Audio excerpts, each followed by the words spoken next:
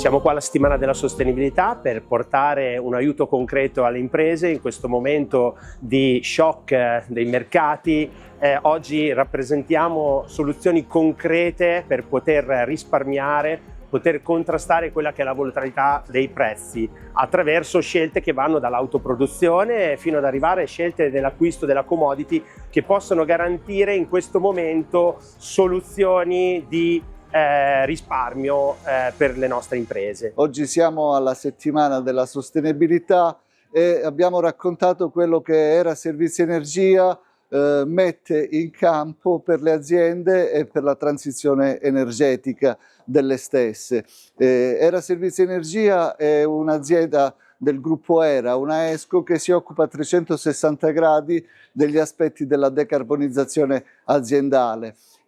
Soprattutto abbiamo sviluppato negli ultimi periodi un nuovo modello di approccio rispetto ai temi della transizione, perché abbiamo creato un modello che dà due possibilità alle aziende: la possibilità di sviluppare un'analisi approfondita dei propri consumi e delle proprie emissioni per creare un piano di decarbonizzazione che sia sostenibile sia sotto il punto di vista ambientale che economico. La sostenibilità va vista come capacità di futuro, va intesa e va governata come capacità di futuro. Per capacità di futuro significa quindi sì occuparsi del tema energetico, che diventa un tema fondamentale dentro il pilastro ambientale, ma ovviamente con una visione di insieme che guarda anche la parte sociale e la parte di governance. Faccio un punto sulla governance. Comprendere che cosa serve dal punto di vista energetico significa governare, soprattutto in questi periodi dove sono ricorrenti e purtroppo diventa la normalità le crisi, significa governare la capacità di comprendere che cosa serve, che cosa deve essere fatto per il futuro.